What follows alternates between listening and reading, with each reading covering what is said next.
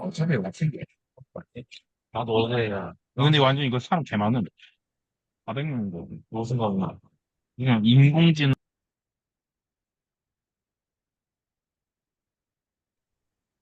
안녕하세요.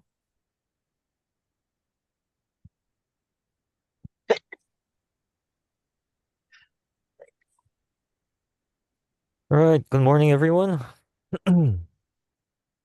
안녕하세요. 잘 들리시죠? 네, 잘 잘 들립니다. 들립니다. 네, 알겠습니다. 일단은 네, 모두를 뮤트를 하고 시작을 하겠습니다. Right, I'm gonna mute everybody just in case.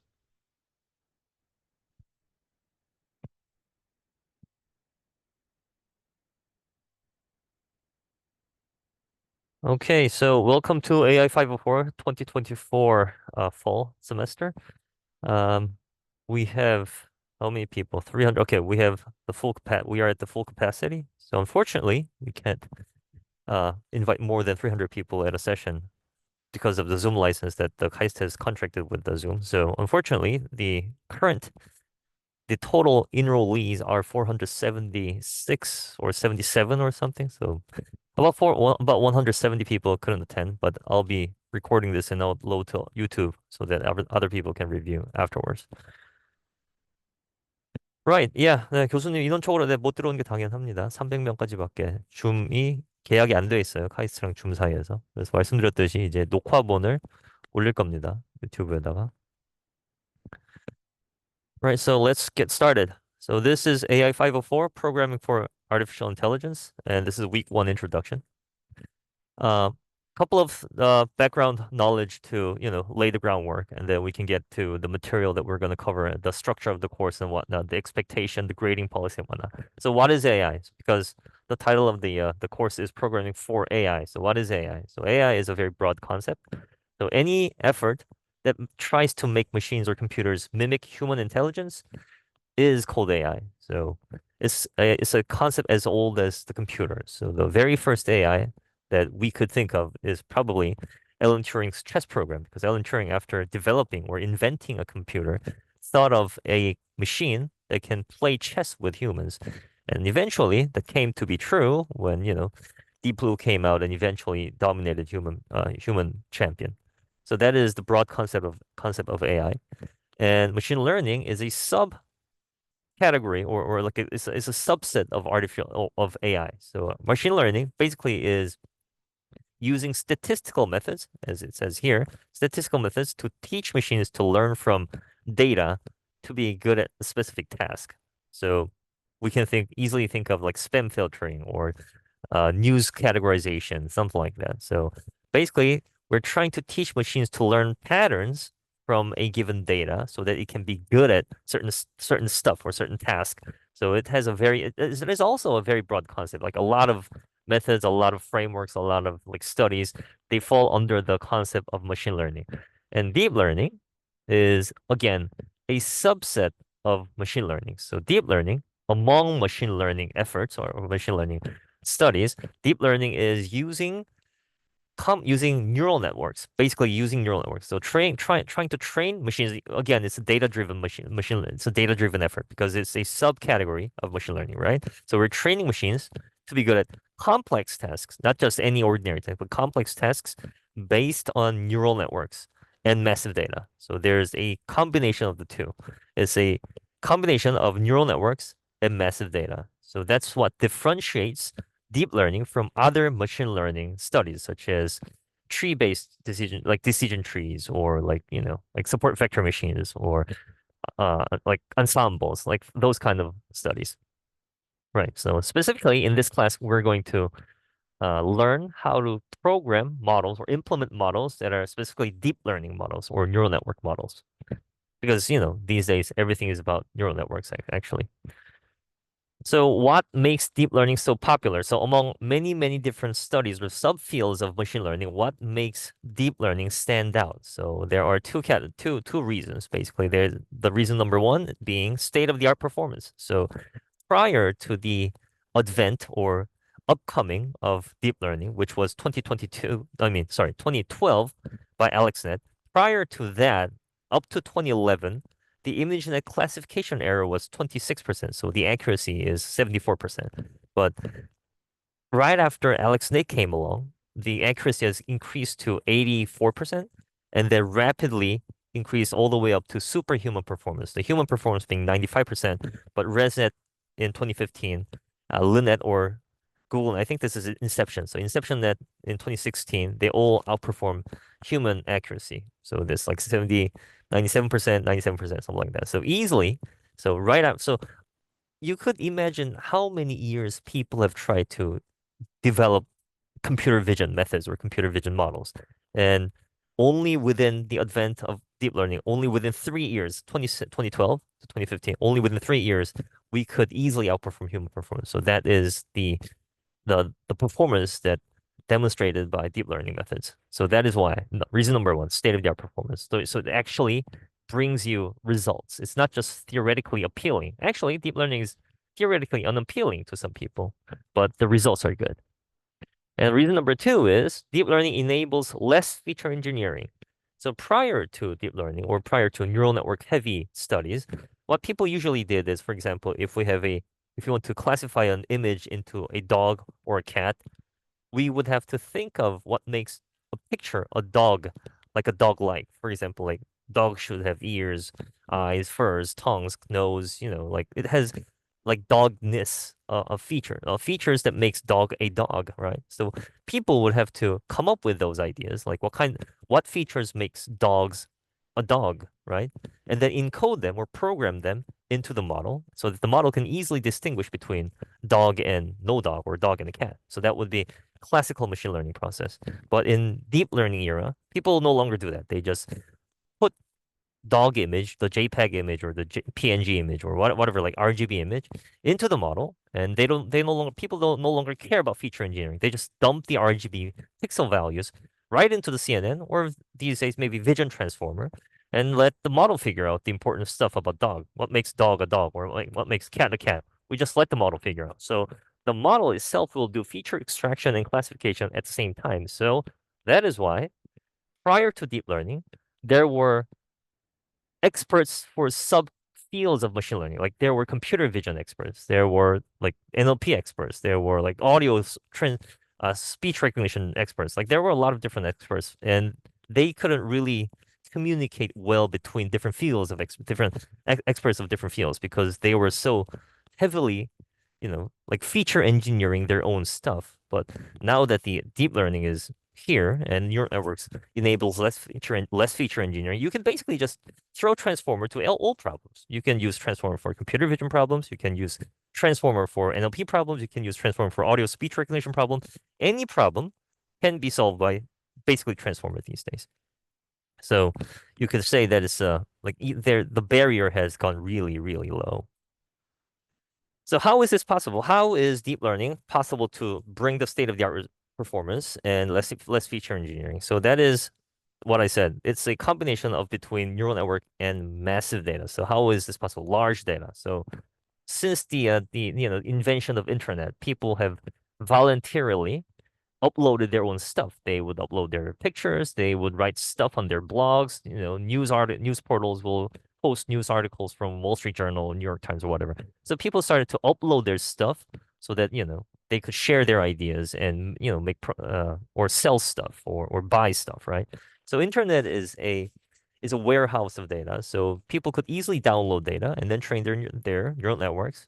And larger the neural network, the larger the data, the better the performance will be. So yeah, another important stuff that we shouldn't forget is the progress on the hardware front. So prior to deep learning, people already kind of knew that we could train large neural networks with large enough data, then we'll get good results or good performance. But the problem is the hardware wasn't ready, so it took really really long time to train. For example, like AlexNet using million images, it would take like several months, for example. That wouldn't be realistic. We couldn't spend several months to train a single model that can do only one thing. So that wouldn't be realistic or practical. But since NVIDIA has invested a lot on CUDA for like more than 10 years. And thanks to that, we can easily train simple model. Like we can train large models like way larger models than before. And Google's TPU or NVIDIA's A100, H100, they're all like good examples of how far we have come from 2012, 2013. Now, these chips are probably like million times more powerful than the ones that we had before, like 10 years ago or 15 years ago. So it's the combination of neural networks or good architecture, such as transformer, massive data, and powerful hardware. So it's like a trinity, holy trinity. Right. So yeah, the most well-known example of that is probably GPT. So the LLM, the modern LLM, there are like GPT, there's Claude, there's Gemini, but GPT is the first to actually have made a like impressive start. So GPT-4 is estimated to have trained on more than 10,000 A100 GPUs. So that's a lot of money, right? And probably the entire internet. So everything that we can get our hands on textually is probably inside GPT-4. And combination of the two. So there's, well, I forgot transformer on the one side. So there's transformer architecture here and the powerful hardware here and massive data here. If you combine the three, we will get impressive performance like GPT-4. So GPT-4, when it came out in 2023, April, it could easily solve Korean college entrance exam, the linguistics topic, and it marked at the top 17% among the students who actually applied for the 2023 college entrance exam, 수능 in Korean, right? So 17% is very, very impressive. And it is estimated to have more than 1 trillion parameters. And probably OpenAI spent more than $1 billion for developing GPT-4 alone. And that's, just gigantic amount of data. So actually, it's four things. It's the transformer architecture, the hardware, the data, and the money. We need the money. So if you combine all four, then we'll get like, impressive products like GPT-4 or Claude or Gemini. And it's not just the LLM. These days, everything is so like large scale and so impressive that we couldn't hope or even imagine that we would be able to do one day. So this, probably a lot of people have seen this demo from OpenAI several months ago. Let me share the computer sound. In case there's some people who have not seen this demo from OpenAI several months ago, let me just show I you. want to introduce you to somebody. Well, hello there, cutie. What's your name, little fluffball? This is Bowser.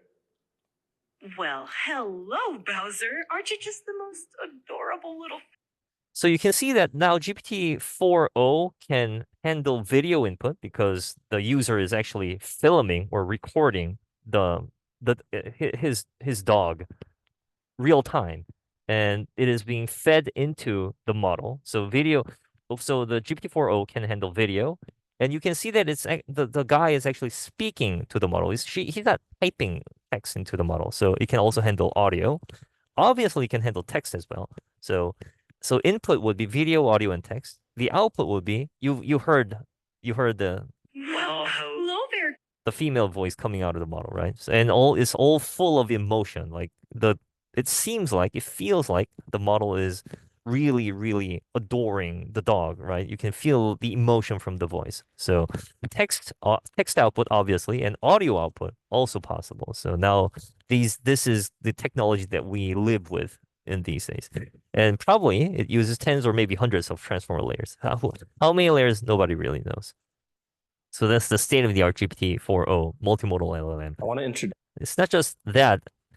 This kind of like the paradigm, massive data, good architecture, massive, the hardware progress and the money has enabled like image generation. For example, DALL-E 3. You can see that if you give this text into the model, it'll generate this high quality image. Which, if you imagine human beings practicing to be as good as this, it would take, I don't know, 15 years, 20 years since the birth of a baby, and we try to teach the baby to be as good a illustrator or painter as this.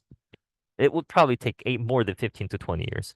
But now we have DALL-E 3, which was trained like, I don't know, 2 months, maybe 1 month. So you can see the speed gap between what AI can learn and what people can, what amount of time people takes to learn. And Well, this was a big hit. So not just video, not just image generation, but video generation is also possible. I mean, it hasn't been as widespread as image generation because of the compute that is the compute and the money that is required to develop this kind of stuff. But you can see the demo from OpenAI again. The model's name is Sora. So this is completely generated by the model. It's AI generated. People hasn't even touched a single pixel of this video feed. So it's all artificial. But you can see the reflection of the neon sign neon neon signs bouncing off the water. Um, the handbag dangling off the hand of the woman. It's just impressive. And you can see that you can probably imagine that Sora model was trained on a lot of YouTube videos. The light reflection off the sunglasses, the shades, it's all impressive. The earrings dangling freely from dangling off the ear. It's all very, very realistic. So this is the world that we live in. Now, any video that you see on the internet, it probably wouldn't be very there's like a very high chance that it is all AI generated. Within like 5 years to 10 years, we will see a lot of AI generated videos. And this is a favorite example of mine, which I borrow from Udio or Udio is a text to music generation platform. I think it's a company founded by former ex-Googlers or something, and it's probably using transformer diffusion. And what you can do is you can give a text condition, to generate any music that you want. And this is music the theme is Dune 2, the movie Dune 2, and the style is in the way of the Broadway musical. Against a wall, farm spice for chome and all. Just one thing Harkonnens couldn't see. What's that? The one who's gonna set the Fremen free. Ooh, So you can see this is all also AI generated, but the quality is like phenomenal. If you are trying to teach a person to produce a music like this quality, then again, it would take like 15 to 20 years since the birth of a baby.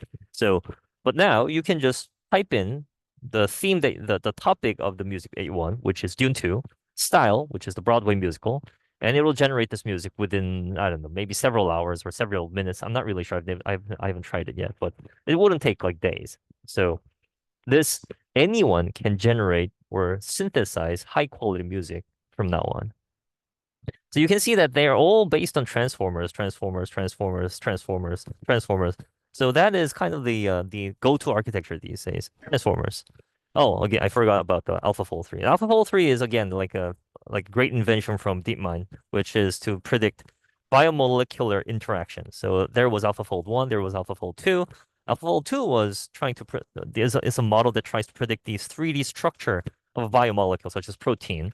But now AlphaFold 3 can actually predict the interaction between two proteins, for example. So like A and B, like this is an interaction between this looks like a DNA, so I guess this is an RNA. I mean, sorry, like mRNA or something, or some protein that reads the DNA, something like that. And this is the performance, but you don't have to see that. So basically, it's a state-of-the-art model that predicts the biomolecular interaction, and it's again using pairformer block, but pairformer is actually just a derivation or a variation of transformer. So all of this paradigm, which is all these are enabled by large, like scalable architecture, large data, powerful hardware, and a lot of money. So transformer architecture. So in this class, we'll be actually going from the very basic building blocks of deep learning, which is logistic regression and multi-layer perceptron, and then eventually we'll start building up to transformer and LLMs. We won't be training LLMs because it takes too much money, but you will be able to implement a small version of LLM and you'll be able to train it, and that will be part of the project. So the goal is to learn to build deep learning models so that you can, number one, replicate papers. So everybody here is trying to do some research that either is core AI or application or AI or like a derivation of AI, anything that has to do anything with AI. You're here to do that, right? Because you're all graduate level students. So you can, first of all, what you need to do is you need to replicate other people's papers, and then you have to realize your own ideas. You have an idea, you need to implement it using codes. Specifically in this case, we'll be using PyTorch, and then you can conduct your own AI research. So conducting AI research, the premise is that you have to be able to replicate other people's idea, implement your own idea, and then you'll be able to compare the two, and then claim that your model is better than someone else's model. So that's the basic like process of conducting AI research. This year we have added one more thing, which is about tools. So feel free to use tools. So you could use Copilot, ChatGPT, Claude, whatever. As long as you don't copy stuff from your friend or your colleague, it's okay, because these tools are available to anyone, the entire human race. Everybody can use LLMs to get help to speed up their coding process or whatever, or ask stuff that they don't know about. And these are all very cheap or even free, actually. So you can feel free to use them to do projects or to follow the practice session. It's all up to you. And remember that this course teaches only the very basics. We're gonna only cover the very, very fundamental, most well-known models across the entire semester, and the rest is up to you. How you want to use that to your advantage is up to you. Structure of the course. So every Tuesday there will be a lecture, which we will spend time to cover the theoretical aspects of deep learning models. And on Thursday we'll be doing practice sessions. So the lecture will be on Tuesdays. Practicing actually implementing the code that you learned on Tuesday will be on Thursday. Somebody's I think someone is echoing.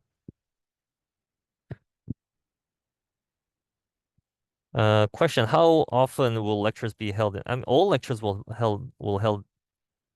Well, I mean, if you're thinking about like offline lectures, there won't be like any offline lectures unless there's a explicit request from the students. Because last time I did offline lecture, there were only 2 people and like 200 people were all online, so I won't be doing that. Oops. Actually, I need to do one more thing about transcription. Give me just a second. Annotate.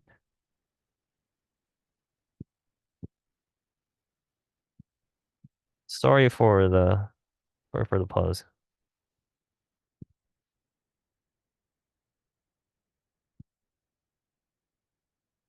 Caption settings.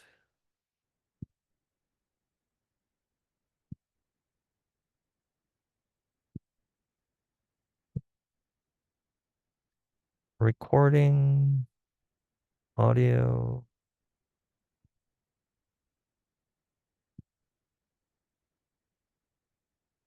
I'm not sure if can you guys see my caption? I've turned on. Okay, so all right, that's good. There were 2 questions. I am an exchange student, new at KAIST. Could somebody explain how? Okay, so that's another stuff.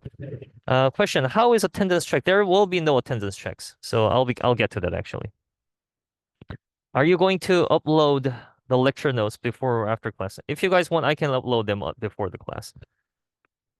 Go back to the slides. Okay, so schedule again. Tuesday, lecture time. Thursday, practice time. All material will be uploaded in KLMS. Until last year, we used Classum, but from beginning this year, we'll be using KLMS instead.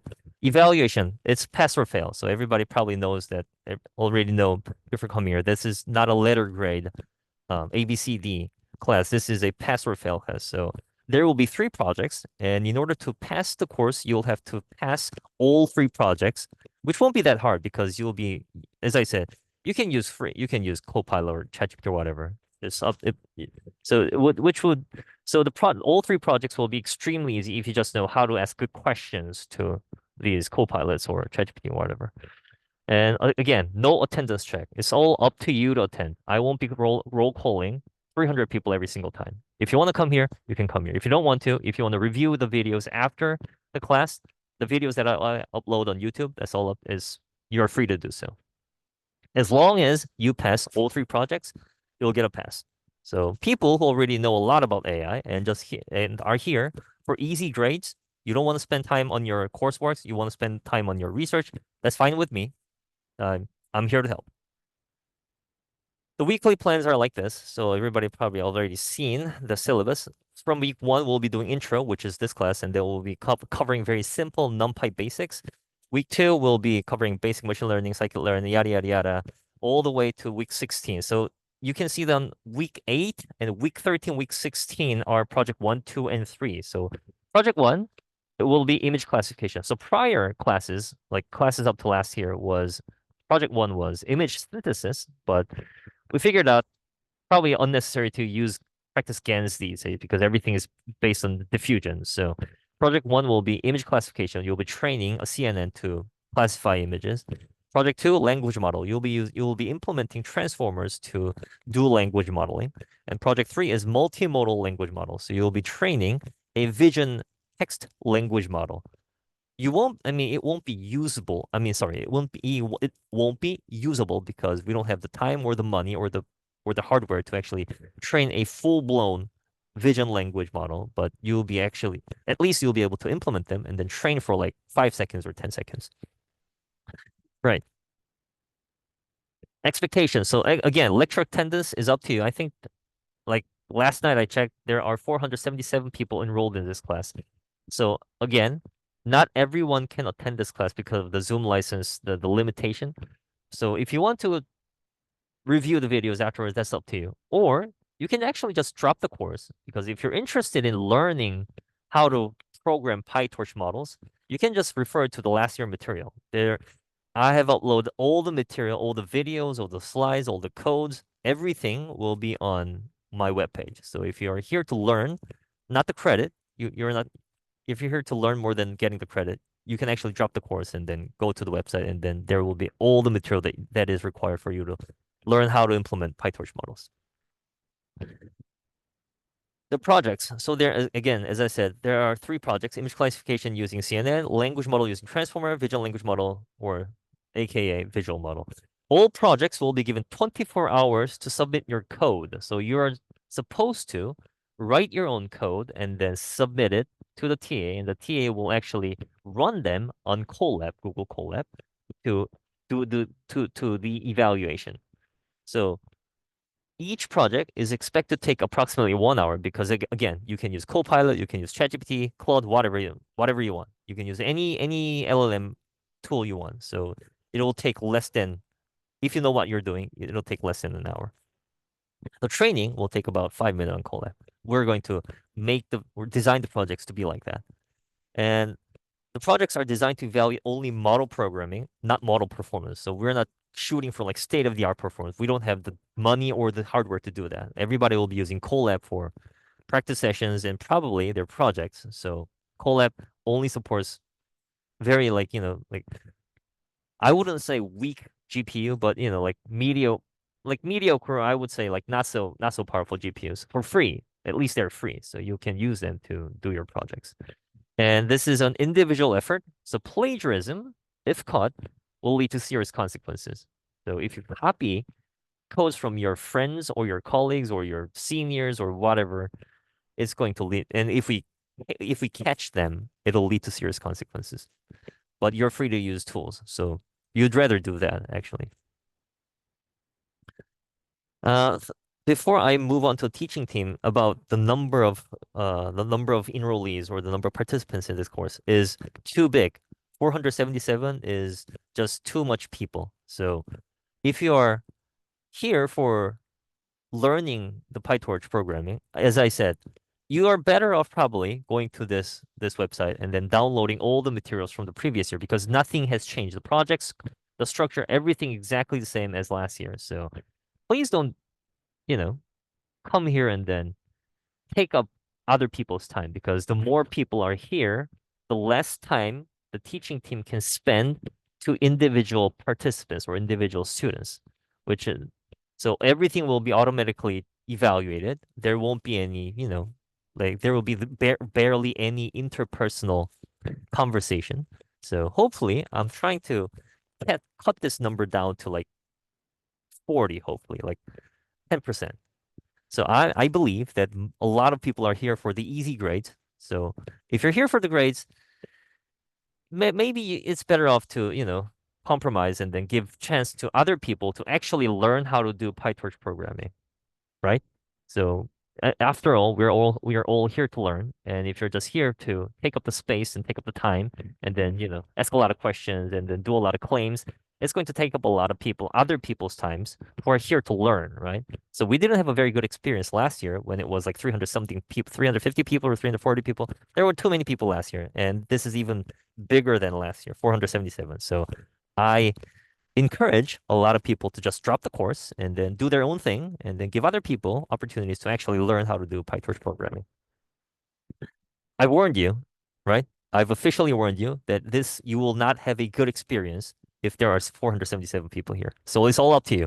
I'm not going to test you. I'm not going to ask individual students like how good are you already at PyTorch. I'm not going to do that. I'm not going to do interview. I'm not going to do quiz. I'm not going to do any of that. If you're here, if you want to be here, you can be here, but you're not going to have a good experience.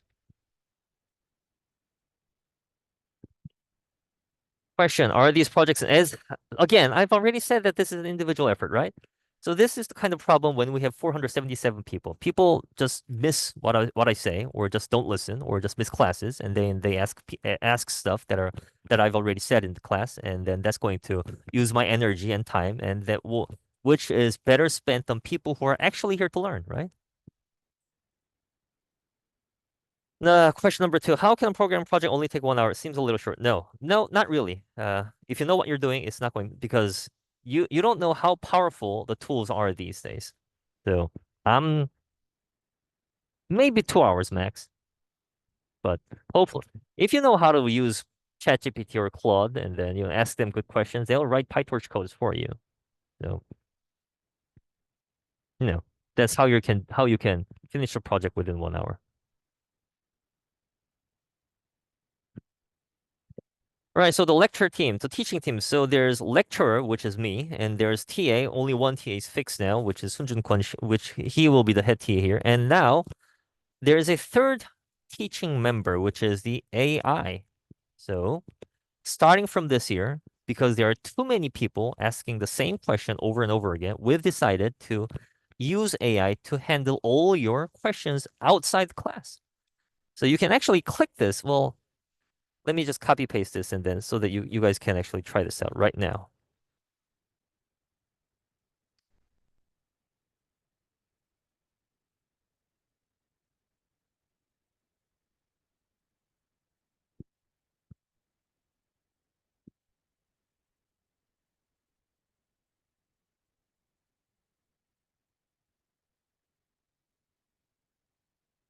Right. So this AI will be I've already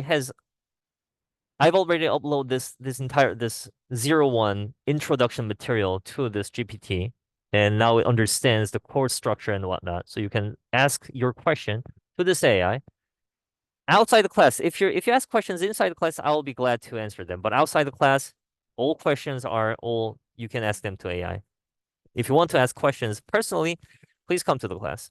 And there will be no Q&A using KLMS. So there will be no question answering at all outside the class. Only inside the class the questions will be handled personally. Questions. Will you be showing us how to validate our code before actually submitting? There will be some, yeah, we'll give you some tools to actually see if you're following the format, the specs and whatnot. So, but weirdly, we've discovered that a lot of people just don't listen to our TA, and they just, mess up their format and then get an F. I don't know why. Can you pass the project just by following the class? Yeah. If you actually follow the class, you'll easily pass the class.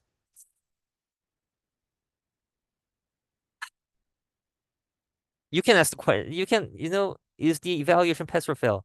Please ask. You can ask the GPT, and then it'll actually answer your question. Again, as I said, it's a pass or fail, right? It's a pass or fail.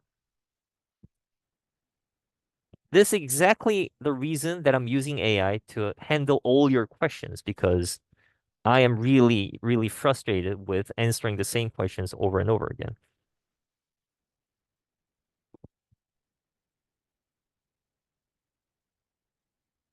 Oh, by the way, this AI, this GPT, custom GPT, this is a teaser. Actually, we're developing our own question answering AI bot as of now. The head TA, Sunjun, is actually developing a AI bot that can handle your questions using LangChain. So this is a teaser. This is like a sneak peek. This ChatGPT. We'll take this ChatGPT down, starting next week. Starting next week, we'll be using our own tool. Yeah, the teaching team, the lecturer is Edward Choi, which is myself, and you can, if you're interested, you can just come to my website and then figure out who I am. I'll just skip this. There's one other aspect to this whole AI 504 course this semester, which is a kind of research experiment. The hypothesis or the research question being, can LLMs handle course-related Q&As as effectively as human TAs? That's the question. So that is why we're using this AI bot to handle all your questions outside the class. So what we'll do is we're actually trying to collect a bunch of information and then try to write an academic paper and report to the school so that the other courses in KAIST can also adopt AI bots to handle questions. So that's the agenda here. So we'll be collecting the following, the student profile. So we'll be starting next week, we'll do a simple survey to get your age, gender, home department, coding skills, ML knowledge, etc. A lot of demographic information about yourself. And don't worry, everything will be anonymized when we write a paper or when you write a report to the school. It'll be all anonymized. So we'll be collecting student profiles, conversation logs. The reason that we're developing our own AI bot using LangChain is to actually save all your conversation logs so that we can analyze them afterwards. So be mindful when you are talking to our bot because all your conversation will be recorded and we'll be using them for research purposes. We're going to analyze what kind of questions you ask, how many times you ask, who asks which kind of question, how you interact with the AI, those kind of stuff, typical research analysis. Again, everything will be anonymized, so you don't need to worry about that.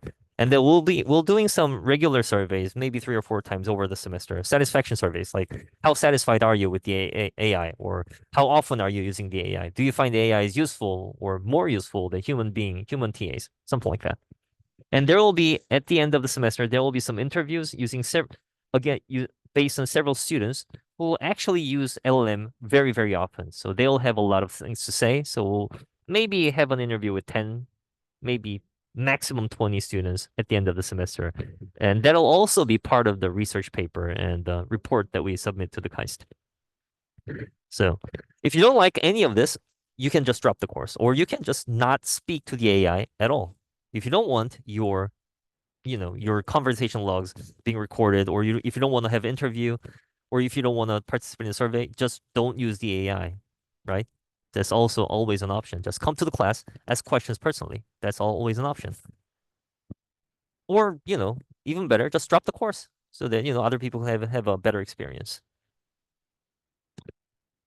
The first assignment, this is not an actual assignment, but this is kind of things that would be beneficial or helpful to you, which is installing Anaconda. So all practice sessions in this course will be conducted using Colab, the Google Colab. But if you want to, have an offline development, offline practice session on your own, you're probably better off installing Anaconda to your laptop or your server, which already includes a lot of different, like development environments like Jupyter, NumPy, Scikit-learn, TensorFlow, PyTorch, it's all there. So just go to this website and then just download them. And again, all practice sessions will be conducted with Google Colab. Right, this is it. So before we end the class, any questions?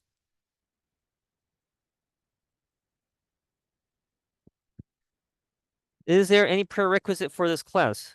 I think I've explicitly said in the syllabus that you should be at least proficient at Python. So you should be familiar with all the data structures, the list, the dictionary, the set, and how to use them, and the control operation like for loops and whatnot. And defining functions. You should be able to do that. At least that's the minimum requirement. If you don't know anything about Python, you're going to have a bad time in this class. So if you don't know what programming is, if you have never programmed in your life, don't come to this class.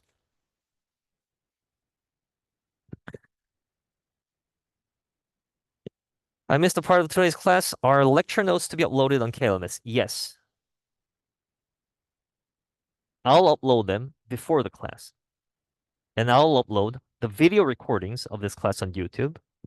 And I'll also, you see that the transcription, the real-time transcription going on below the screen. I'll upload them on our LLM AI bot so that the AI can handle your questions outside the class. Can you tell us which environment our submissions will be evaluated? All projects will be evaluated on Colab. That is the only way to do a fair assessment, because if we use our server, then your development environment and our evaluation environment might be different, right? So all three projects will be evaluated on Colab. So we'll actually give you scripts to run your submission on Colab so that see if it actually passes the format test.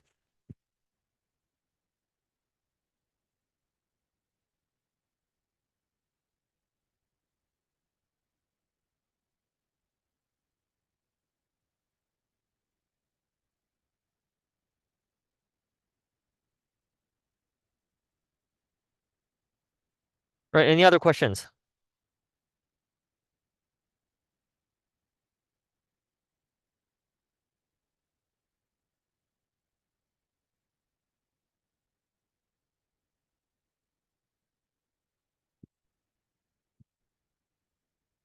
No question. That's interesting.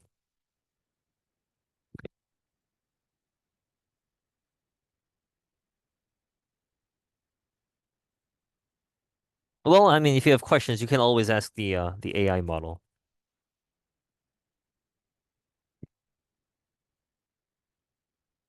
Right. Okay. So then, starting from this Thursday, we'll be doing the practice session, which is the NumPy basics, and I'll upload the coding, uh, the Python notebook, the material on KLMS before the class, so that if you're interested, you can actually have a preview.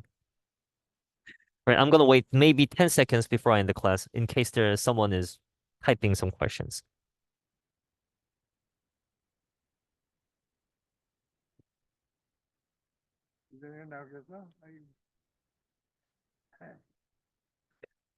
What is KLMS? If you don't know what KLMS is, you're going to have a bad time, my friend.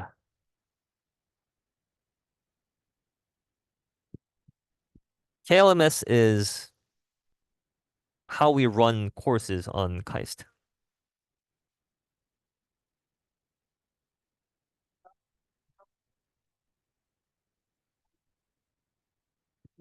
Right. You can ask your friends or other, lab mates about KLMS.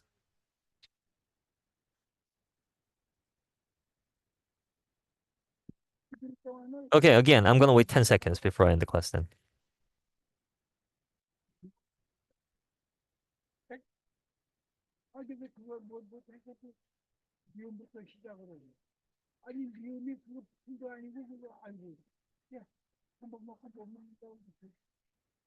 Okay, no question then. I'll see you guys on Thursday, 10:30.